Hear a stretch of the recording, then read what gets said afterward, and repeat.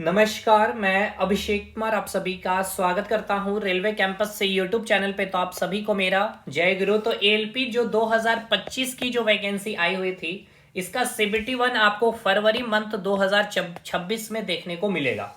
तो इसी क्रम में जो आपकी 2024 की जो वैकेंसी रही, जो पेपर आपका 2025 में हुआ है, उसमें साइंस के सेक्शन में स्पेशली फिजिक्स, केमिस्ट्री और बायोलॉजी और साथ के साथ इन्वायरमेंट में जो जो अच्छे अच्छे सवाल है उसको यहाँ पे कराया जाएगा। इसके अलावे आज जो आप देख पा रहे होंगे डिजीज के बहुत शानदार सवाल 2024 में आपका पूछा गया है, यानी 2024 की ये वैकेंसी है, एग्जामिनेशन आपका 2025 में हुआ है।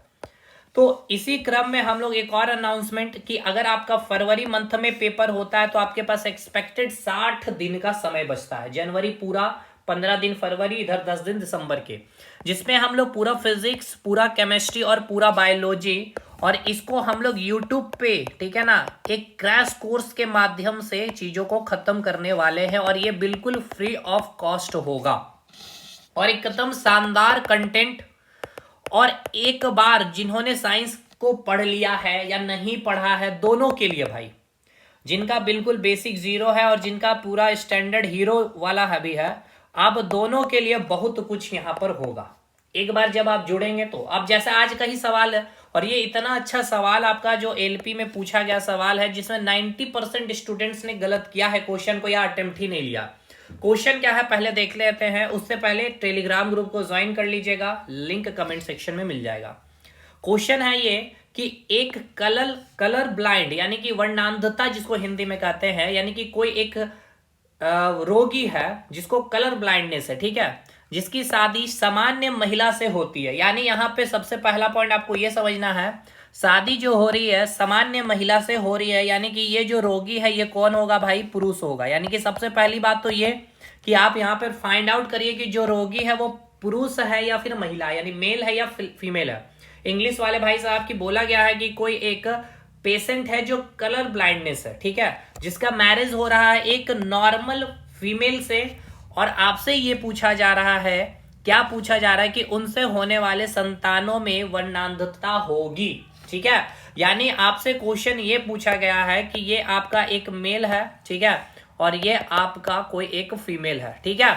अब मेल का आपको पता है क्रोमोसोम XY और फीमेल क्या है XX। अब ये जो फीमेल महिला है ये बिल्कुल नॉर्मल कंडीशन में है, लेकिन ये जो मेल है इसको क्या है, कलर ब्लाइंडनेस है, तो हम इसको H से यानी कि X। अच्छा, मैं अभी आपको पहले कलर ब्लाइंडनेस के बारे में पूरा डिटेल पहले बता देता हूं, तब आकर के इस क्वेश्चन को बनाएंगे। कितना सरल ये सवाल है। देखिए भाई, सबसे पहले आपको यह समझना होगा कि जो हम कलर ब्लाइंडनेस से भी पहले कुछ चीजों को समझ लीजिए, जो है आपका डिजीज चैप्टर में हम लोग जो चीजों को स्टार्ट करते हैं। देखिए, सबसे पहले अगर आप स्वस्थ हैं भाई, तो अकॉर्डिंग टू WHO क्या कहता है कि कोई भी व्यक्ति स्वस्थ है, कैसे उसको डिफाइन करेंगे? अगर वो व्यक्ति फिजिकली, मेंटली और सोशियली, यानी कि अगर आप भौतिक रूप से, मेंटली यानी कि आप मानसिक रूप से, और सोशियली यानी कि समाज में एक दूसरों के चीजों को आप समझ पा रहे हैं, वार्तालाप एक सही ढंग से, एक सही कार्य विधि के तहत चीजों को कर पा रहे हैं, तो आप क्या है भाई? स्वस्थ है। ये WHO का ये डेफिनेशन है। अब जो डिजीज है, डिजीज हम लोग दो प्रकार से चीजों को बांट करके पढ़ेंगे। एक तो वो डिजीज होगी जो जन्मजात होगी, ठीक है ना, वो रोग जो जन्मजात होगी, और एक ऐसा रोग जो उपार्जित रोग को इंग्लिश में क्या कहेंगे, जिसको हम लोग एक्वायर्ड करेंगे। यानी कि एक वो रोग है जन्मजात, यानी इन द सेंस कहने का मतलब ये कि जो आपको अपने माता पिता से वो बीमारी मिलती है ना। यानी कि ये आपका अनुवांशिक डिजीज आप कह सकते हैं। इसको आप क्या कहेंगे? अनुवांशिक। क्या कहेंगे मेरे भाई? इसको आप जेनेटिकल डिजीज कह सकते हैं।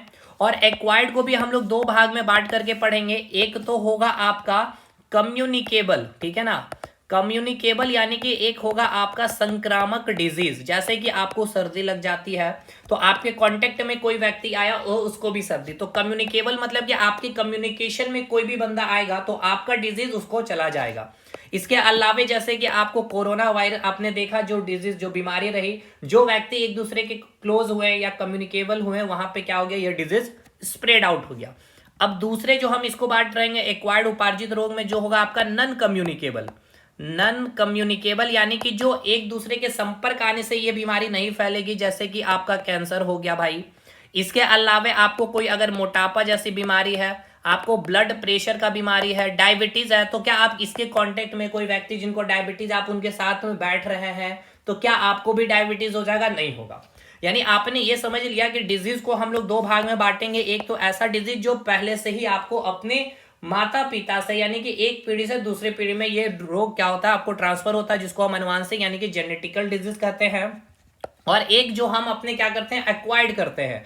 एक्वायर्ड करते हैं इन द सेंस कि मतलब हम एक तो अपने क्या भाई, यानी कि एक वो आपका कम्युनिकेबल और एक आपका नॉन कम्युनिकेबल, यानी कि आप एक दूसरे के कांटेक्ट में बैठते हैं तो ये क्या हो जाएगा भाई, स्प्रेड आउट हो जाएगा। ठीक है, ये कम्युनिकेबल हो गया। और नॉन कम्युनिकेबल जैसे कैंसर, मोटापा, बीपी, डायबिटीज। अब ये कैसे हो रहा भाई, ये तो आपको फैल रहा भाई, लेकिन ये कैसे हो रहा था, आपका लाइफ स्टाइल, आपके लाइफ स्टाइल में आप जो डाइट ले रहे हैं वो इतना सही तरीके से नहीं ले पा रहे हैं, या आपका जो बायोलॉजिकल जो क्लॉक होना चाहिए वो सही नहीं हो रहा, इसके कारण ये डिजीज हो रही है। ठीक है, यहां तक ये चीजें क्लियर हो गया भाई, अब तो ये ठीक है। अब एक चीज को और समझ लीजिए, थोड़ा सा मैं समझाता हूं। जैसे कि पोलियो, ये क्या है भाई, एक बीमारी है, यानी क्या है, ये एक रोग है, यानी ये क्या हो गया, आपका डिजीज हो गया। अब जैसे कि अब यहां पर अब मैं आपको बताऊं कि ये जो कम्युनिकेबल डिजीज है, ठीक है ना, यह तो मैंने बता दिया आपका लाइफ स्टाइल खराब होने के कारण ये नॉन कम्युनिकेबल डिजीज होता है। और अनुवांशिक रोग तो आपके माता पिता से ये बीमारी आ जाती। तो कम्युनिकेबल कैसे होता है भाई, वायरस के कारण, बैक्टीरिया के कारण, फंजाई के कारण, प्रोटोजोआ के कारण। ठीक है, अब देखिए जो पोलियो है आपका, ठीक है, अब ये पोलियो क्या है, एक बीमारी है। अब ये पोलियो होती कैसे, तो भाई वायरस के कारण होता है ना। ये बीमारी किस कारण तो होती है, तो वायरस के कारण होती है। अब इस वायरस का नाम क्या है, तो इस वायरस का नाम है इंटियोरो। ठीक है ना, इंटियोरो वायरस। और अब इसको समझिएगा, ये जो इंटियोरो वायरस है, यानी कि ये जो पोलियो डिजीज है, ये किस वायरस के कारण हो रहा है, तो अब जिसके कारण बीमारी होती है उसको हम लोग कहते हैं वेक्टर। यानी कि ये क्या कहलाएगा आपका वेक्टर, हिंदी में हम इसको कहेंगे वाहक। और ये वायरस किसी के बॉडी में कैसे जा रही है, यानी उसको लेकर के कौन जा रहा है, तो उसको हम क्या कहते हैं, सॉरी, उसको हम कहेंगे वेक्टर, इसको हम कहेंगे पैथोजन। ठीक है, इसको हम कहेंगे पैथोजन, यानी कि जिसके कारण रोग हो रही है उसको हम कहेंगे रोगजनक। और ये जो वायरस को ले करके जा रही है, जैसे कि मक्खी हो गई, यानी कि फ्लाई हो गई, यानी इसको हम लोग क्या कहेंगे, वेक्टर, यानी कि ये हो गया आपका मक्खी। अब जैसे ऐसे समझिए भाई, ठीक है, ये आपका ये हो गया बाइक। ठीक है, अब इस बाइक में जो बैठा व्यक्ति है, ठीक है, ये व्यक्ति को लेकर के कौन जा रहा है, ये बाइक। तो लेकर के कौन जा रहा है, ये मक्खी लेके जा रहा है। और किसको लेके जा रहा है, व्यक्ति को, यानी कि वायरस को लेके जा रहा है। क्लियर हो गया। तो दो टर्म अभी यहां पे आपने क्लियर कर लिया है। एक वर्ड है आपका पैथोजन यानी कि रोगजनक, और एक है आपका वेक्टर यानी कि वाहक। तो अभी अगर आपसे मैं पूछ लूं कि इंटिरो वायरस क्या है, पैथोजन है या वेक्टर, तो भाई इसके कारण क्या हुआ है, इसके कारण आपको ये बीमारी हुई है। ठीक है, और इसको ले जाने वाला कौन है भाई, तो ये फ्लाई है, यानी कि जो ले जा रहा है उसको हम वेक्टर कर रहे हैं, जिसके कारण वो बीमारी या डिजीज हो रही है उसको हम क्या कर रहे हैं, पैथोजन कर रहे हैं। ये क्लियर हुआ यहां तक कि नहीं? चलिए अब आ जाइए मेन जो आज का जो बीमारी है जिससे सवाल आपसे पूछा गया है, कलर ब्लाइंडनेस से। ठीक है ना, कलर ब्लाइंडनेस, एकदम इसके सारे सवाल आप बना पा रहे होंगे। मैं इस प्रकार से इन चीजों को खत्म, क्योंकि अगर आप समय दे रहे हैं तो भाई आपका सवाल यहां से फिर आपको इसको कोई किताब या कोई वीडियो या कहीं का कोई नोट छूने की जरूरत नहीं पड़ेगी। देखिए सबसे पहले कि ये बीमारी के बारे में समझिए। कलर ब्लाइंडनेस कैसी बीमारी है, तो ये आपका एक जेनेटिकल डिजीज है, यानी कि ये कैसी बीमारी है, ये एक अनुवांशिक रोग है। ठीक है, ये कैसी बीमारी है भाई, सबसे पहला पॉइंट तो ये एक अनुवांशिक रोग है। सेकंड, अनुवांशिक रोग है मतलब एक पीढ़ी से दूसरी, यानी कि आपके माता पिता से आप में आया, आपसे आपके पुत्र पुत्री में जाएगा, उस पुत्र पुत्री से उनके पुत्र पुत्रियों को ये बीमारी जाती है। कौन सी? Colour blindness. क्लियर है? अब इस बीमारी में होता क्या है पहले ये बताइए। तो देखिए इस बीमारी में होता क्या है, जो रंग है, कौन सा रंग, तो भाई इसको हम लोग कहते हैं प्राथमिक रंग, यानी कि प्राइमरी कलर। याद करिए एक लाइट चैप्टर में मैंने बताया प्राइमरी कलर कौन कौन सा होता है। तो एक हो गया आपका रेड, ठीक है, इसके बाद हो गया आपका ग्रीन, और इसके बाद हो गया आपका येलो। ये होते हैं आपके प्राइमरी कलर, रेड, ग्रीन और येलो। तो जब जिस भी व्यक्ति को अगर कलर ब्लाइंडनेस होगा, ठीक है, वो क्या कर पाता है, इन रंगों के बीच में डिफरेंस क्रिएट नहीं कर पाते, या इन रंगों को पहचानने में क्या होती है, इनको दिक्कत आती है। तब अब आपको इस केस में क्या हो जाता है, आपको कलर ब्लाइंडनेस हो जाती है। अगर आपको कलर ब्लाइंडनेस है या नहीं तो इसके लिए आप कौन सा टेस्ट करते हैं, ये भी आपका सवाल पूछा जाता, तो इसके लिए किया जाता है इसियारा टेस्ट। ठीक है, कौन सा टेस्ट कराया जाता है, इसियारा। ठीक है ना, इकियारा भी टेस्ट प्रोनाउंसिएशन कर लिया जाता है। तो 3 सवाल सबसे इंपॉर्टेंट, ये कैसी बीमारी है भाई, कम्युनिकेबल, नॉन कम्युनिकेबल या जेनेटिकल। तो जेनेटिकल डिजीज है, यानी एक पीढ़ी से दूसरी पीढ़ी तक ये जाती है, आपके माता पिता से आपको और आपसे आपके पुत्र पुत्रियों को। इसमें क्या होता है परेशानी, तो आप जो 3 प्राइमरी कलर यानी कि रेड, ग्रीन और येलो कलर में आप डिफ्रेंशिएट नहीं कर पाते या उनको पहचानने में दिक्कत होती है। अब इसके लिए आप कौन सा टेस्ट कराते हैं, तो इसियारा टेस्ट कराते हैं। नेक्स्ट पॉइंट, अब यहां पे देखिए क्या होता है, जैसे कि आपको आई चैप्टर में मैंने पढ़ाया था, ठीक है ना, आई में मैंने बताया था कि 2 सेल के बारे में, एक होता है आपका रॉड सेल, ठीक है, और एक होता है आपका कोन सेल, यानी इसको हम लोग हिंदी में कहते हैं शंकु कोशिका, और ये हो गया आपका छड़ कोशिका। ठीक है, अब ये जो रड सेल है यानी रॉड सेल है, देखिए कभी कभी बहुत कम लाइट में भी आप चीजों को देख लेते हैं, है ना, जैसे रूम है बिल्कुल बंद है लेकिन बहुत हल्की हल्की धीमी रोशनी किसी भी छेद से या फिर विंडो से आ रही होती तो भी आप चीजों को देख पाते हैं। तो कम लाइट में भी, ठीक है ना, कम लाइट में भी आपको देखने में मदद कौन करता है, तो ये रॉड सेल मदद करता है। और बहुत अधिक लाइट, जैसे कि आप बाहर मार्केट में निकले हैं या छत में धूप का समय है, बहुत अधिक रोशनी आंखों में आ रही, इसके बावजूद भी आप देख पाते हैं, तो अधिक रोशनी में भी आप चीजों को देख पा रहे हैं, उसमें मदद कौन करता है, ये कोन सेल। और इसके साथ साथ रंगों को पहचानने में भी मदद कौन करता है, रंगों को पहचानने में भी मदद कौन करता है, तो ये कोन सेल ही मदद करता है।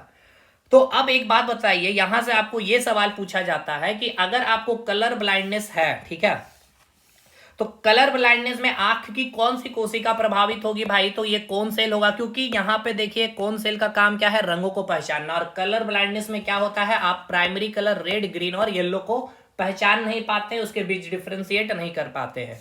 यहां तक चीजें क्लियर है। देखिए हर एक एक चीज को मैं क्रमबद्ध तरीके से बताते चल रहा हूं ताकि आपका हर एक सवाल बन सके। अब इसके अलावा एक पॉइंट आपको और याद रखना है, अभी मैं इसको एक्सप्लेन करूंगा, ये जो भी लाइन में लिखने जा रहा हूं कि आपकी जो कलर ब्लाइंडनेस होती है, ठीक है, जो कलर ब्लाइंडनेस होती है ये कैसी डिजीज है, तो ये एक्स लिंक्ड क्रोमोसोमल डिजीज है। ठीक है ना, एक्स लिंक्ड क्रोमोसोमल डिजीज क्या होता है अभी मैं आपको यहां पे समझाऊंगा। ठीक है, ये इंपॉर्टेंट है। देखिए मैंने आपको ये बताया कि ये जो कलर ब्लाइंडनेस है ये कैसी डिजीज है, तो एक तो जेनेटिकल डिजीज है, और अगर आपको क्रोमोसोम में पूछा जाएगा, क्रोमोसोम के फॉर्म में पूछा जाएगा, तो ये कैसी बीमारी है भाई, एक्स लिंक्ड क्रोमोसोमल डिजीज है, यानी कि इसमें एक्स क्रोमोसोम क्या होता है, डोमिनेट करता है। अब ये क्या है इसको समझिएगा, ठीक है। अब इस एक और फैक्ट को पहले याद ही कर लीजिए कि सबसे अधिक प्रभावित कौन होते हैं इस बीमारी से, मेल या फीमेल। तो याद रखिएगा जो मेल है यानी कि जो पुरुष होते हैं उनको ही ये बीमारी अधिक देखने को मिलती है। ठीक है, तो पुरुष में कलर ब्लाइंडनेस जो होती है सबसे ज्यादा होती है, पुरुष में जो आपकी कलर, अब क्यों होती है वो भी मैं आपको समझाऊंगा। कलर ब्लाइंडनेस सबसे ज्यादा होती है, कलर ब्लाइंडनेस सबसे ज्यादा होती है। ठीक है, पूरी तरह से कलर ब्लाइंडनेस के हर एक क्वेश्चन को आप बना पा रहे होंगे, लेकिन अब इससे पहले इसको समझिए कि colour blindness x linked chromosomal disease होता है, उसको क्या उसका मतलब क्या, जैसे कि फीमेल, ठीक है, अगर फीमेल में पूछा जाए तो अगर पहले तो हमें यह बताइए कि इंसान में कितना क्रोमोसोम होता है भाई, 46 क्रोमोसोम होते हैं। कितने क्रोमोसोम होते हैं टोटल, कितने क्रोमोसोम होते हैं, 46 क्रोमोसोम होते हैं ना। कितने गुणसूत्र होते हैं, 46 गुणसूत्र होते हैं। अब गुणसूत्र को 2 भाग, ये सब मैंने सेल चैप्टर में पढ़ाया है, एक होता है देखिए 44 क्रोमोसोम हो गया, और इधर 2 क्रोमोसोम, अगर यहाँ पे फीमेल है तो XX और अगर मेल है तो XY। देखिए यहाँ पे 44 क्रोमोसोम हो गया, ये हो गया आपका 45, ये हो गया आपका 46 अगर फीमेल है तो। ठीक है, यहाँ मैं लिख दे रहा हूं, अगर फीमेल होगी तो क्रोमोसोम क्या होगा, 40 क्या लिखेंगे, 44 प्लस XX। ठीक है, ये वाला। और अगर अगर अगर अगर मेल है तो 44 क्रोमोसोम प्लस XY, यानी ये वाली हो गई 45 और ये हो गया 46। तो इसे क्या कहते हैं, इसको हम लोग कहते हैं ऑटोजोम। ठीक है, इसे हम लोग क्या नाम देते हैं, ऑटोजोम का नाम देते हैं। और ये क्या है भाई, सेक्स डिटरमाइनिंग क्रोमोसोम होता है, यानी कि लड़का है या लड़की है, ठीक है ना, यही क्रोमोसोम डिसाइडिंग करते हैं। तो अब इसको हम लोग क्या नाम देते हैं, हम लोग इसको सेक्स क्रोमोसोम का भी नाम देते हैं। इसके अलावे हम इसे और एक नाम देते हैं, एलोजोम का भी नाम देते हैं। इसके अलावे हम इसको हेट्रोजीनस, ठीक है ना। देखिए ये तीनों नाम आपको याद रखने होंगे, ये तीनों नाम से आपके क्वेश्चन एग्जाम में पूछे गए हैं। ठीक है, तो हेट्रोजोम किसको कहते हैं, ठीक है, यहां मैं लिख दे रहा हूं हेट्रोजोम, ठीक है।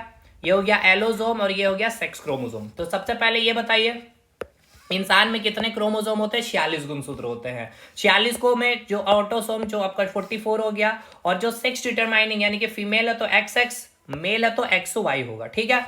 अब ये आपको ये क्लियर हो गया, फीमेल और मेल में जो क्रोमोजोम का ये जो आपको ये क्राइटेरिया ये आपको समझ में अब आ गया है, ठीक है भाई। अब हम लोग आगे बढ़ते हैं। देखिए हमने आपको ये कहा कि जो मेल होता है उसमें कलर ब्लाइंडनेस सबसे अधिक, यानी मेल में कलर ब्लाइंडनेस देखने को सबसे अधिक मिलती है। लेकिन अब एक बात समझिएगा, ये कलर ब्लाइंडनेस अगर आपके फैमिली में नहीं है, ठीक है, मान के चलिए कि आपके फैमिली में अगर कलर ब्लाइंडनेस नहीं है, अगर आपके फैमिली में कलर ब्लाइंडनेस नहीं है, कहने का मतलब ये है कि ये आपके पिताजी हो गए और ये आपके माता हो गए, ठीक है, और ये आप हैं, ठीक है, और ये आप हैं, मान के चलिए आप पुत्र हैं।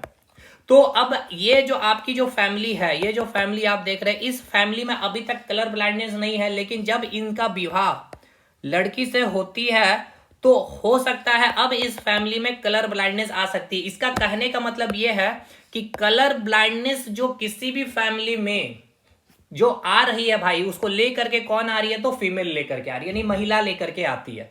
यानी कि कैरियर इस बीमारी का कौन है, अगर मैं एक जेंडर के हिसाब से बात कर लूं, देखिए सबसे अधिक बीमारी मेल में देखने को मिलता है, लेकिन ये बीमारी आपके फैमिली में ला कौन रहा है, तो वो फीमेल कैंडिडेट ला रही है, ठीक है। ये बहुत इंपॉर्टेंट सवाल है, क्योंकि यहां पे मैं जब डेप्थ में जाऊंगा तब आप इन सवालों को बना पाएंगे। क्योंकि ये जो क्वेश्चन पूछा गया है, देखिए ये क्वेश्चन आपसे क्या पूछा गया है, यहाँ पे पूछा गया है कि जो संतान होंगे उन संतान में जो कलर ब्लाइंडनेस होगी, उसमें ऑप्शन ये नहीं पूछा गया कि कितने % होंगे, आपसे ये पूछा गया है कि आपके पुत्र के पुत्र में या फिर आपके पुत्र के पुत्री में। मतलब बहुत एक आपका सेकंड लेवल पे जाकर के ये क्वेश्चन पूछा गया, इसीलिए मैं इतना डेप्थ में जा रहा हूं। अब ये तो हो गया यहां तक चीजें बात। अब देखिए सबसे पहले हमने आपको 2 वर्ड बताया था, एक वर्ड होता है आपका पैथोजन, यानी कि जिसको हमने कहा रोग जनक, और एक होता है आपका वेक्टर, यानी कि जिसको हम क्या कहते हैं, वाहक। तो भाई पैथोजन मतलब क्या है, जिसके कारण बीमारी हुआ है, यानी कि जिसके कारण बीमारी होता है, जिसके कारण बीमारी होता है, और ये ले जाने वाला है, ठीक है, उसको ले जाने वाला है ये। यानी वायरस के कारण बीमारी हुआ तो वायरस को ले जाने वाला को आप वाहक कहते हैं। यानी कि ये जो हुआ है कलर ब्लाइंडनेस, ठीक है ना, कलर ब्लाइंडनेस जो हुआ है, उस कलर ब्लाइंडनेस को ले जाने वाली कौन है भाई, तो फीमेल कैंडिडेट है। ये तो अब आपको समझ में आ चुका है, बताइए ये समझ में आया कि नहीं, पहले ये बताइए, ठीक है। यानी कि फीमेल करने, और ये किसके कारण, वायरस तो नहीं भाई, मैंने क्या बताया, जो जेनेटिकल डिजीज है, जेनेटिकल डिजीज तो माता पिता से ही मिलता है, तो भाई इसको के लिए कोई वायरस तो होगा नहीं, कोई पैथोजन कोई आपका बैक्टीरिया या कोई आपका वायरस या फिर आपका कोई फंजाई या प्रोटोजोआ तो नहीं होगा, ये आपके माता पिता, यानी ये आपके माता पिता है भाई, ठीक है। तो माता पिता के कारण ये बीमारी होती है, लेकिन इसको लेकर के जाने वाला कौन है, वो फीमेल है। अब कैसे, अब इसको समझिए, जैसे कि अब देखिए, अब फीमेल का अगर हम लोग बात कर लें तो भाई फीमेल में 46 क्रोमोसोम है, 44 प्लस XX, ठीक है। अब यहां पे मैं लिख रहा हूं H, इसका मतलब ये है, हमने अभी आपको एक लाइन बताया था कि जो आपका ये जो कलर ब्लाइंडनेस है, ठीक है ना, ये कलर ब्लाइंडनेस क्या है, एक्स लिंक्ड क्रोमोसोमल डिजीज है। एक्स लिंक्ड क्रोमोसोमल डिजीज मतलब ये कि कलर ब्लाइंडनेस में कौन सा क्रोमोसोम प्रभावित होता है, एक्स क्रोमोसोम प्रभावित होता है। तो फीमेल में कितने एक्स क्रोमोसोम होते हैं भाई, यानी कि सेक्स डिटरमाइनिंग क्रोमोसोम तो यही, ये तो 44 दोनों में सेम है, मेल में भी फीमेल में भी, लेकिन ये आता है लास्ट में फाइनली डिफरेंट हो जाता है। जो आ गया, अगर XX आ गई तो फीमेल हो गई, XY आ गया तो बेटा हो गया। तो अब फीमेल में कितने हैं, X, 2 X है। तो इसका मतलब कि अगर दोनों X अगर प्रभावित होगा तब जाकर के उसको क्या होगा भाई, डिजीज होगा। लेकिन यहां पर आप क्या देख पा रहे होंगे, यहां पे आप देख पा रहे हैं कि यहां केवल एक ही X क्रोमोसोम में क्या है भाई, X क्रोमोसोम प्रभावित है। तो ये क्या है भाई, इस फीमेल कैंडिडेट को डिजीज नहीं है, कलर ब्लाइंडनेस नहीं है, ठीक है, इसको कलर ब्लाइंडनेस नहीं होगा, इसको कलर ब्लाइंडनेस नहीं होगा, ठीक है। अब एक और फीमेल हम लोग ले रहे हैं, ठीक है। अगर इस फीमेल की बात कर ले, 44 क्रोमोसोम और 46 होते हैं, तो एक X और ये भी X ही होगा क्योंकि फीमेल है। अब यहां पे देखा जा रहा है कि इस दोनों XX क्रोमोसोम क्या है, प्रभावित है। तो अब इस फीमेल को क्या होगा, इस लड़की को क्या होगा, कलर ब्लाइंडनेस होगा, ठीक है, इसे क्या होगा, कलर ब्लाइंडनेस होगा। समझ में आया कि नहीं आया। तो ये क्या हो, ये हवाई क्या हो गया, ये तो अब आपका रोगी हो गया, ये एक पेशेंट हो गया कलर ब्लाइंडनेस के। लेकिन ये क्या होती है, ये आपकी वेक्टर होती है, ठीक है। अगर कोई पुरुष जिसको कलर ब्लाइंडनेस नहीं है या ना तो उसके फैमिली में माता पिता को है, और अगर इस फीमेल से अगर आपकी शादी हो जाती है तो आपके फैमिली में भी जो आगे जो पीढ़ी जो चलेगे, पुत्र या पुत्री, तो उसमें चांसेस हैं क्या कलर ब्लाइंडनेस आने की। अब कितना परसेंट चांसेस है वो भी मैं अभी आपको निकालना सिखाऊंगा। पहले ये समझिए, अब आपको यहां पे क्या समझ में आया कि मैंने आपको बताया कि जो कलर ब्लाइंडनेस होता है, कलर ब्लाइंडनेस में क्या प्रभावित होता है, एक्स क्रोमोसोम प्रभावित होता है। क्या प्रभावित होता है भाई, एक्स क्रोमोसोम प्रभावित होता है। एक्स लिंक क्रोमोसोमल डिजीज है। तो फीमेल की अगर बात कर ले तो फीमेल में आपने क्या देखा कि एक जो फीमेल है यहां पे, इसमें एक क्रोमोसोम एक्स जो है, एक एक्स क्रोमोसोम इफेक्टेड है। तो अगर एक एक्स क्रोमोसोम इफेक्टेड होगा तो वो कलर ब्लाइंडनेस उसके अंदर नहीं होगी, वो क्या होगी भाई, वेक्टर होगी, कैरियर होगी, यानी वाहक होगी। और वो फीमेल, ठीक है ना, जिसके दोनों एक्स क्रोमोसोम अगर इफेक्टेड है, प्रभावित है, तो उसको कलर ब्लाइंडनेस होगी। ये तो रह गई भाई बात आपके फीमेल की। अब बात कर लेते हैं मेल की, ठीक है। अगर मेल की बात किया जाए तो ये ऑटोसोम 44, यहां भी 44, यहां भी 44, ये तो सेम रहेगा, बट यहां पे सेक्स डिटरमाइनिंग या एलोसोम या हेट्रोसोम जिसको बोलेंगे, ये क्या होगा, एक्स और वाई, ठीक है। अगर इस केस में बात किया जाए तो ये पुत्र क्या है भाई, नॉर्मल है, अभी इसको कोई भी कलर ब्लाइंडनेस नहीं है। लेकिन अगर इसका एक्स क्रोमोसोम अगर इफेक्टेड है तो अब इसको क्या आ जाएगा भाई, कलर ब्लाइंडनेस आ जाएगा, COLUR, कलर ब्लाइंडनेस आ जाएगी इसको। यानी ये पुत्र क्या हो जाएगा, आपका रोगी हो जाएगा, किसका, कलर ब्लाइंडनेस का। और क्योंकि देखिए अभी मैंने आपको बताया कलर ब्लाइंडनेस क्या है, एक्स लिंक्ड क्रोमोसोमल डिजीज है। अगर आपका एक्स क्रोमोसोम के ऊपर जो जीन होता है, ठीक है ना, वो जीन के ऊपर जीन क्या हो जाती है, एक्स क्रोमोसोम के ऊपर जो जीन होता है उसमें कुछ जो खराबी आ जाती है ना, इस कारण आपका क्या होता है, ये कलर ब्लाइंडनेस होता है। अब पुरुष में तो केवल एक ही एक्स क्रोमोसोम है, इसी कारण पुरुष में सबसे अधिक कलर ब्लाइंडनेस देखने को मिलती है। क्योंकि देखिए फीमेल यहां पे दो फीमेल है भाई, ठीक है। अब दो फीमेल में क्या है, एक फीमेल के एक्स क्रोमोसोम एक इफेक्टेड है और इसके दोनों इफेक्टेड है। इसके बावजूद भी यहां पर केवल एक ही महिला इसका रोगी है। और यहां पे अगर मैं बात कर लूं मेल की, देख ले तो यहां पे एक ही एक्स क्रोमोसोम है और यहां मिनिमम एक तो इफेक्टेड है ही। तो एक इफेक्टेड इन द सेंस कि वो क्या होगा, कलर ब्लाइंडनेस होगा। तो अब आपको क्या क्या जवाब मिल चुका है, तो देखिए एक तो ये आपको जवाब मिल गया है कि सबसे अधिक मेल में क्यों होता है कलर ब्लाइंडनेस, क्योंकि भाई कलर ब्लाइंडनेस आपका एक्स लिंक्ड क्रोमोसोमल डिजीज है और मेल में केवल एक्स एक ही होता है ना, जो सेक्स डिटरमाइनिंग होता है। इसलिए अगर वो इम्पैक्टेड है या इफेक्टेड है तो आपको कलर ब्लाइंडनेस होगा। और फीमेल में क्या होती है, दो एक्स होती है, अगर दोनों इफेक्टेड होगा तो ही वो फीमेल क्या होगी भाई, कलर ब्लाइंडनेस से प्रभावित होगी, अदरवाइज वो वेक्टर होगी। और एक्स लिंक क्रोमोसोमल मतलब एक्स लिंक यहाँ पे एक्स क्रोमोसोम क्या होता है, वो आपका डोमिनेट करता है। अब आइए इन सारे सवालों को हम लोग कैसे बनाएंगे। अब मान के चलिए कोई मादा यानी कि कोई फीमेल है, ठीक है, यानी कि ये कोई एक फीमेल है। एक हम लोग क्वेश्चन लेते हैं, इस क्वेश्चन के माध्यम से पूरा कंसेप्ट क्लियर कर लेते हैं, ठीक है। अब यहाँ पे क्वेश्चन ले रहे हैं हम लोग, ये अभी ये सारी चीजें आपको समझ में आ गई ना, हर एक पॉइंट आपको समझ में आ गई। अब कोई एक फीमेल है, ठीक है, और मान के चलिए मैं ये बोल रहा हूं कि फीमेल क्या है, वाहक है। वाहक है मतलब क्या है भाई, ये कैरियर है। कैरियर कहने का मतलब आपको समझ में आ रहा है, कैरियर कहने का मतलब वेक्टर है ये, है ना। कलर ब्लाइंडनेस इसको नहीं है, लेकिन इसके एक क्रोमोसोम क्या है भाई, इफेक्टेड है, ठीक है। इसका कहने का मतलब ये हो गया कि इसका अगर मैं बनाऊं तो ये आप क्या लिखेंगे इस प्रकार से, एक्स क्रोमोसोम 44 को तो रहने देंगे, इसका एक क्रोमोसोम इफेक्टेड है। और इस फीमेल का जो मैरिज है, ठीक है ना, वेट्स कर देता हूं, नॉट वर्सेस, ठीक है, इनकी जो शादी हो गई है भाई, जिस लड़के से हो रहे हैं वो लड़का क्या है भाई, मेल जो है वो नॉर्मल है, बिल्कुल ठीक है, वो नॉर्मल है, ठीक है। नॉर्मल अगर है तो एक्स वाई दोनों, इसका एक्स क्रोमोसोम क्या होगा, दोनों मतलब नहीं, क्योंकि कलर ब्लाइंडनेस तो केवल एक्स क्रोमोसोम उसमें इन्फेक्टेड होता है, तो यानी एक्स क्रोमोसोम यहाँ ठीक ठाक है। अगर अब इनकी अगर शादी होती है तो देखिए क्या क्या केसेस बन सकती है। सबसे पहला केस चलिए बनाते हैं। अगर ये आपका क्रोमोसोम आता है तो ठीक है ना, यानी कि जब संतान हो रहा होगा, यानी कि एक तो 44 क्रोमोसोम कॉमन है, अब 45 ये आ गया और 46 ये आ गया, ठीक है। तो एक्स एक्स यानी कि जो बच्चा हुआ वो क्या हुआ भाई, बच्ची हुई, यानी कि पुत्री हुई है, ठीक है। तो यहां से एक क्या है, क्रोमोसोम इन्फेक्टेड है, ये आ चुका है, ठीक है। चलिए आगे बढ़ते हैं अब हम लोग। इसके बाद दूसरा केस लेते हैं अब हम लोग। अगर दूसरा केस अगर आप देख पा रहे होंगे तो दूसरा केस ले लेते हैं अब यहाँ से, ठीक है। तो यहाँ से आपको क्या बनेगा, एक्स वाई, ठीक है। चलिए अब आगे बढ़ते हैं हम लोग। इसके बाद अब हम लोग दूसरा कलर ले लेते हैं, ठीक है भाई। चलिए अब यहाँ से कौन कौन सा बच चुका है, एक अब हम लोग ले लेते हैं ये, एक मिनट यहाँ से हम लोग इसको हटा लेते हैं, एक एक करके पहले क्लियर कर लेते हैं, ठीक है। इसका बना लेते हैं इसके साथ, ठीक है। तो क्या बना भाई, एक्स वाई, और ये एक्स है भाई, तो ये क्या है, इफेक्टेड है, यानी कि ये प्रभावित है, ये मैंने ले लिया, ठीक है। अब चलिए अब इसका हम लोग बनाते हैं इसका, ठीक है। तो यहाँ से आया एक्स, यहाँ से आया एक्स, दोनों एक्स क्या है, इफेक्टेड नहीं है। इसके बाद अब यहाँ से ये आ गया एक्स वाई।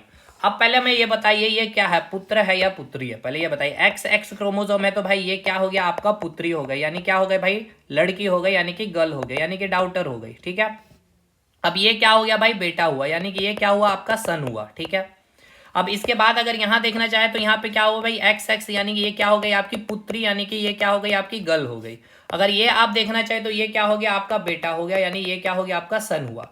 अब ये बताइए, यहाँ पे सवाल ये पूछा गया था कि अगर कोई महिला, ठीक है, वो वाहक है, यानी कि कैरियर है, कलर ब्लाइंडनेस का वो क्या है भाई, कैरियर है, ना कि वो रोगी है, पेशेंट है, और एक जो मेल है जिनकी शादी हो रही है बिल्कुल नॉर्मल पर्सन से, तो कितना परसेंट चांस है कि उस फैमिली में आगे, यानी कि जब इनकी शादी होगी उनसे जो बच्चे आएंगे उनको कितना परसेंट चांस है कि वो कलर ब्लाइंडनेस हो सकती है। तो भाई अब हम लोग देखते हैं, तो देखिए ये जो लड़की हुई है, ठीक है, अगर आप यहाँ पे देख पा रहे हो तो इसका एक एक्स क्रोमोसोम इम्पैक्टेड है, इफेक्टेड है, तो ये क्या भाई, रोगी होगा नहीं, ये क्या होगा, वेक्टर होगा, यानी ये क्या होगा, आपका वाहक होगा। क्लियर है। अगर इस बेटा को देखे तो भाई यहाँ पे एक एक्स क्रोमोसोम होता है और इसका एक एक्स क्रोमोसोम क्या है, इफेक्टेड है, यानी ये क्या हो गया भाई, रोगी हो गया, यानी ये बेटा जो होगा वो कलर ब्लाइंडनेस होगा। अगर ये पुत्री देखे तो दोनों एक्स एक्स कोई भी इफेक्टेड नहीं है, तो ये बिल्कुल नॉर्मल लड़की होगी, और ये बेटा भी आपका कोई एक्स क्रोमोसोम इफेक्टेड नहीं है, तो ये भी आपका नॉर्मल। यानी कि यहाँ पे कितने संतान हुए, एक संतान, ये दूसरा संतान, ये तीसरा संतान, और ये 4 संतान, ठीक है। 4 संतान में अगर आप देखें तो ये जो बेटी है एक क्या है, ये वेक्टर है, बट इसको कलर ब्लाइंडनेस नहीं होगा, लेकिन ये जो बेटा है भाई इसको कलर ब्लाइंडनेस होगा। बाकी ये दोनों बिल्कुल नॉर्मल है। यानी कि अगर आप देखें जो 4 संतान हुए हैं, ठीक है, 4 संतान में अगर आप देखें तो कितने रोगी हैं, तो रोगी की संख्या देख पा रहे होंगे केवल 1 है। कितना रोगी है भाई, 4 संतान में 1 है, यानी 4 संतान में कितना रोगी है, 1 है। और परसेंटेज आपसे पूछ रहा तो निकाल लीजिए 100 से, तो यानी 25% क्या है, चांस है कि जो बच्चा होगा, ठीक है ना, वो बच्चा क्या हो सकता है, रोगी हो सकता है। लेकिन वो बच्चा क्या होना चाहिए भाई, गर्ल होना चाहिए या फिर बॉय होना चाहिए। तो याद रखिएगा ये क्या होना चाहिए, बेटा होना चाहिए, ठीक है। क्या होना चाहिए, बेटा। अगर बेटा होता है तो 25% चांस है बेटे में कलर ब्लाइंडनेस होने की। और यही सवाल अगर आपसे पूछ लिया जाए, ये तो कलर ब्लाइंडनेस होने की चांसेस के, अगर आपसे पूछ लिया जाए कि वाहक का परसेंटेज बताइए कितना है, तो वाहक का देखिए तो कितना, 4 संतान में केवल एक ही संतान क्या हो सकती है, वाहक। तो 4 संतान में एक ही, तो इसका भी परसेंटेज कितना होगा, 25%। और मैंने कहा वाहक कौन होता है भाई, मैक्सिमम वाहक जो होंगे भाई वो फीमेल ही होगी, यानी पुत्री होगी, फीमेल, ठीक है। लेकिन इस सवाल को और यहाँ पे डेप्थ में जाकर के पूछा गया। एक और हम लोग पहले इसके सेम इसी बेसिस पे एक और हम लोग क्वेश्चन कर लेते हैं ताकि आपका प्रैक्टिस अच्छे खासे हो जाएंगे। हम लोग ले रहे हैं एक फीमेल, ठीक है, ये फीमेल को जो ले रहा है ये प्रभावित है, ठीक है ना, यानी ये रोगी है कलर ब्लाइंडनेस की, और इसकी जो शादी हो रही है भाई एक स्वस्थ पुरुष से, ठीक है। अब इस केस में क्या केसेस बनता है, चलिए देखते हैं। एक्स, ये एक्स हो गया, ये एक्स और ये वाई हो गया, और हमने ये बताया कि फीमेल क्या है, रोगी है, यानी ये एच एच आ गया, यानी दोनों क्या होगा भाई, इन्फेक्टेड होगा, ये नॉर्मल है यहाँ पे। चलिए ठीक है, अब हम लोग देखते हैं सारे केसेस बनाते हैं। सबसे एक केस ये बन जाएगा, और एक केस ये बनेगा, और इसके बाद एक केस ये बनेगा, और एक केस ये बनेगा, ठीक है। चलिए अब एक एक करके हम लोग बनाते हैं क्या क्या चीजें बन रही है भाई। अगर यहाँ पे ध्यान से देखें तो ये आया एक्स, ठीक है, और ये आ गया आपका ये वाला एक्स, ठीक है, पुत्री हो गई है भाई। दोनों में एक आपका क्या है, क्रोमोसोम इफेक्टेड है, ठीक है, एक क्रोमोसोम इफेक्टेड है। इसके बाद अगर यहाँ पे देखें ये बन रहा आपका ये एक्स आ गया, ये वाली, ठीक है, और यहाँ आ गया ये वाई, ठीक है। तो ये क्या बन गया भाई, पुत्र बन गया है। लेकिन यहाँ पे भी एक्स, एक एक्स क्या होगा भाई, इफेक्टेड होगा, ठीक है, क्या होगा, एक्स अफेक्टेड होगा। अब इसके बाद यहाँ पे आ जाइए, यहाँ पे देखें तो अगर यहाँ पे अगर आप देख रहे हैं ये हो गया आपका और ये हो गया, ठीक है। तो ये एक्स और ये एक्स और एक क्रोमोसोम आपका इफेक्टेड है, ठीक है। और नेक्स्ट यहाँ पे फिर से ये आ गया एक्स और ये वाई आ गया, ठीक है, ये एक्स ये वाई, और केवल एक क्रोमोजोम यहाँ पे क्या होगा, एफेक्टेड होगा। अब ये देखिए ये आपकी पुत्री हो गई, ठीक है, अगर ये देखें तो आपका पुत्र हो गया, और ये हो गया आपका क्या भाई, पुत्री हो गई, और ये हो गया आपका पुत्र। अब बात करेंगे भाई पुत्री, तो भाई केवल एक एक्स क्रोमोसोम इफेक्टेड है, तो भाई ये क्या होगा, आपका कलर ब्लाइंडनेस होगा इसमें नहीं, तो ये क्या होगा भाई, ये वेक्टर होगा, यानी ये क्या होगा, आपका वाहक होगा। लेकिन एक क्रोमोसोम इफेक्टेड है तो भाई ये क्या हो गया, आपका कलर ब्लाइंडनेस, यानी कि ये हो गया आपका रोगी। पुत्री में एक एक्स क्रोमोसोम इफेक्टेड है, यानी ये क्या हो गया आपका वेक्टर। अगर ये पुत्र में देखें तो एक क्रोमोसोम इफेक्टेड है, यानी ये क्या हो गया भाई, कलर ब्लाइंडनेस, यानी कि रोगी। यानी 4 संतान है, 1 2 3 4, 4 में 2 पुत्र जो हुए हैं, ठीक है ना, देखिए 2 पुत्र जो हुए हैं भाई, दोनों पुत्र क्या हो गया, कलर ब्लाइंड, यानी कि 4 में 2 पुत्र, यानी कि 2 संतान कलर ब्लाइंडनेस, यानी कि कितना परसेंट चांस है, 50% चांस है कलर ब्लाइंडनेस होने का। और कितना परसेंट चांस है वाहक होने का, तो 1 वाहक 2 वाहक, यानी कि 4 में 2 वाहक, यानी कि 50% वाहक होने का। और वाहक कौन होगा भाई, फीमेल ही होगा, ठीक है। मैंने इसलिए बताया स्टार्टिंग में कि जो फैमिली में कलर ब्लाइंडनेस नहीं है, लेकिन अगर उसके बावजूद भी उनके फैमिली में कलर ब्लाइंडनेस हो रही है, तो भाई आपके पुत्र का जो विवाह हुआ है जिस महिला से, वो महिला जरूर वाहक होगी या फिर वो ग्रसित होगी उस रोग से, ठीक है, क्योंकि फीमेल कैंडिडेट ही क्या होती है, इसका वेक्टर होती है। ये तो रह गया भाई, ये बहुत इजी सवाल था, लेकिन ये एक अच्छा सवाल है। यहाँ पे सवाल में अगर बनाना चाहे तो अब ये आप बना पा रहे होंगे, थोड़ा सा अगर अच्छे से डेप्थ में अगर आप चीजों को समझेंगे। देखिए क्वेश्चन बोला गया है कि एक कलर ब्लाइंड, बोला गया कि कलर ब्लाइंड जो है रोगी, यानी रोगी कौन है भाई, पुरुष है या फिर महिला है, पहले ये बताए। तो भाई ये पुरुष है, ठीक है ना, रोगी कौन है भाई, पुरुष है, और शादी जो हो रही है सामान्य महिला से होती है, यानी महिला ठीक ठाक है। चलिए अब इसको हम लोग प्रैक्टिस करके बना लेते हैं एक बार डायग्राम से, फिर हम लोग देखेंगे एग्जामिनेशन में कितना फास्ट वे में आप इसको बना सकते हैं। देखिए जो पुरुष है एक्स वाई हो गया, और जो महिला हो गई एक्स एक्स हो गया, ये नॉर्मल महिला है, यानी इसका क्रोमोसोम इफेक्टेड नहीं है, इसका क्रोमोसोम इफेक्टेड है। अब हम लोग इसका चार्ट बना लेते हैं, क्या बन रहा है चार्ट से ही हम लोग सारी चीजों को बना लेंगे, ठीक है। एक ये बन गया, तो क्या आ गया एक्स एक्स, इसका एक क्रोमोसोम इफेक्टेड होगा। एक और चार्ट बना लेते हैं यहां से, ये आ गया ये, तो यहाँ पे क्या आ गया एक्स और एक्स, इसमें क्या है, एक क्रोमोसोम इफेक्टेड होगा। इसके बाद ये y और ये x, ठीक है, ये y और x दोनों क्रोमोसोम इफेक्टेड नहीं है, और यहां से ये y और यहां पर x, ये दोनों नॉर्मल। पहले ये देखिए पुत्र या पुत्री, भाई ये x x है, यानी ये पुत्री हो गई, ठीक है भाई, और ये क्या हो गया भाई, ये भी पुत्री हो गई, ठीक है। ये दोनों दोनों एक्स एक्स क्रोमोसोम इफेक्टेड नहीं है, यानी ये क्या हो गई भाई, वेक्टर हो गई, ये क्या हो गई भाई, वेक्टर हो गई। अब ये हो गया आपका पुत्र, ये हो गया आपका पुत्र, यानी ये आपका नॉर्मल बच्चा हुआ है, ये भी आपका नॉर्मल बच्चा है। यानी यहाँ पे 4 जो संतान हुए हैं, चारों संतान में भाई कितना परसेंट चांस है होने का, तो 0% चांस है, ठीक है, कि कलर ब्लाइंडनेस होगा। लेकिन आपका ऑप्शन में क्या है भाई, ऑप्शन में क्या है आपका ऑप्शन, अगर आप ध्यान से पढ़ेंगे तो पुत्र के पुत्र में, यानी कि दूसरे वंशज में जाकर के सवाल बन रहा है। यानी अब इसका विवाह आपको कराना है, तो भाई देखिए इसका विवाह कराइए, इसका विवाह करिए, कोई दिक्कत नहीं है, यहां से कलर ब्लाइंडनेस तो जाएगा नहीं आपका, क्योंकि वेक्टर तो ये है ही नहीं, वेक्टर ये है। अब यानी कि यहां से आपका अगर विवाह कराते हैं तो एक कोई भी पुत्री को उठा लीजिए, विवाह करा रहे, ठीक है, जो वेक्टर है, यानी कि जो आपका यहाँ पे एक्स इंपैक्टेड होगा उसका, ठीक है, एक्स वाई, और मैं पुरुष के साथ कराइए जो बिल्कुल नॉर्मल पुरुष है, या किसी के साथ कुछ भी हो, उससे कोई मतलब नहीं। अब चार्ट बनाइएगा तो देखिए क्या देखने को मिलेगा, एक्स एक्स, इसका एक क्रोमोसोम इफेक्टेड है, ये एक्स एच, और ये हो गया एक्स, ठीक है, और यहां से ये वाई, ये हो गया एक्स, और ये वाई और ये एक्स, ठीक है।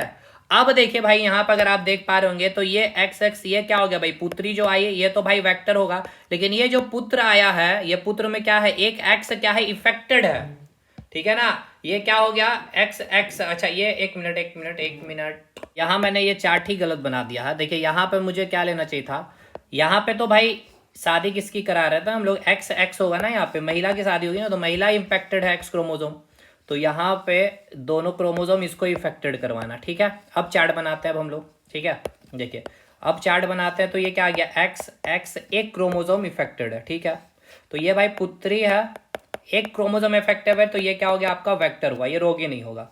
अब नेक्स्ट चलिए चार्ट बनाते हैं इनके साथ, तो यहाँ पे क्या आ गया एक्स एक्स, इसमें भी एक क्रोमोसोम इफेक्टेड है, यानी कि ये भी भाई पुत्री है, लेकिन ये भी आपका वेक्टर है। चलिए ठीक है, अब बनाते हैं इसके साथ y और x, एक क्रोमोसोम अब इफेक्टेड आ गया, तो अब ये तो भाई पुत्र है, अगर एक है तो भाई ये अब आपका रोगी हो गया, ठीक है, ठीक है।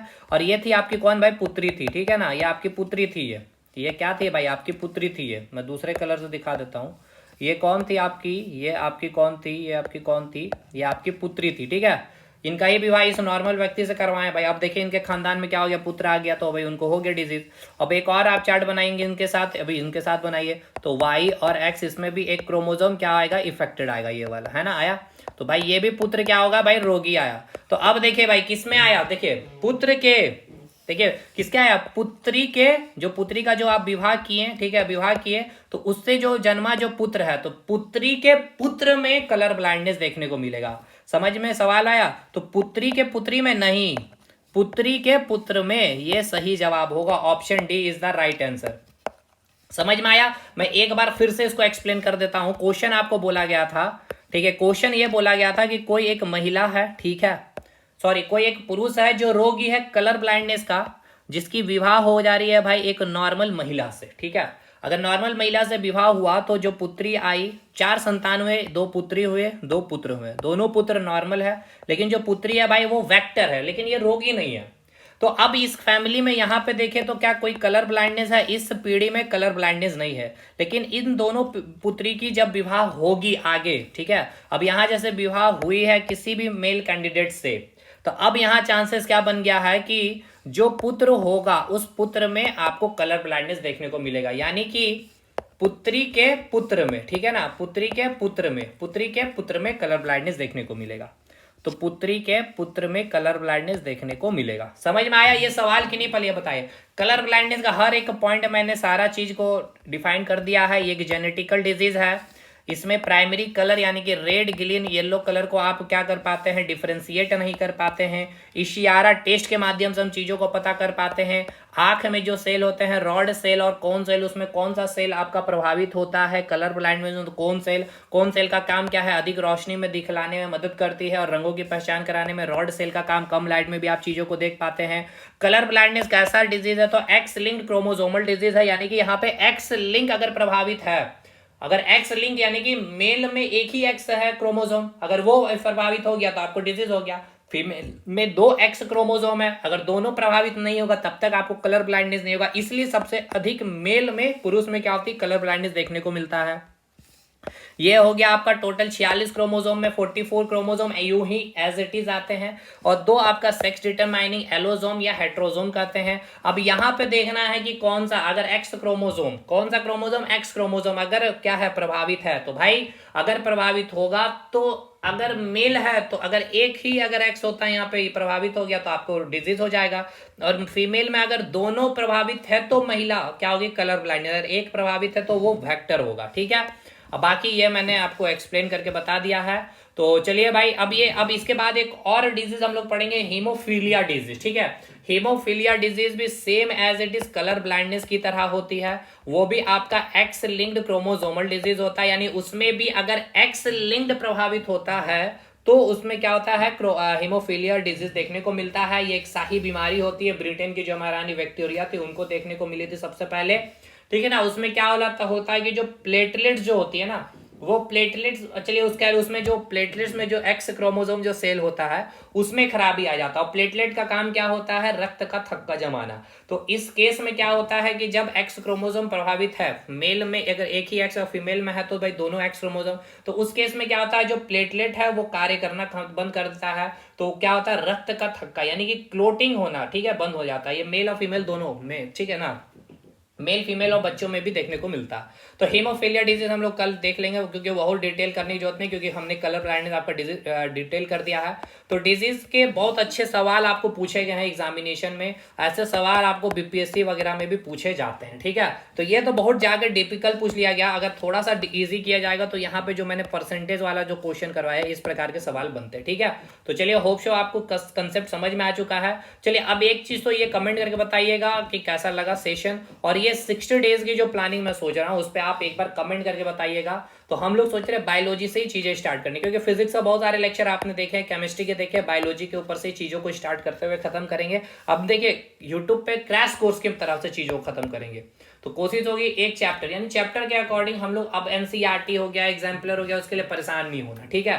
परेशान इसलिए होना है कि हमें जो पढ़ रहे हैं वो चीज़ हमें समझ में आ रही है और उससे जितने भी टाइप के सवाल बन जाए। अब एनसीईआरटी में अगर आप पढ़ेंगे तो क्या इस लेवल के क्वेश्चन मिलेंगे? नहीं मिलेंगे भाई। तो फिर आप एनसीईआरटी पढ़ के इस लेवल के क्वेश्चन नहीं बना रहे तो कोई मतलब नहीं है। मतलब वो स्टैंडर्ड होगा, मतलब आप हर एग्जाम के क्वेश्चन बना रहे होंगे, ना केवल रेलवे बल्कि बीपीएससी, यूपीएससी, सीडीएस, एनडीए तक के क्वेश्चन आपके बन रहे होंगे, ठीक है।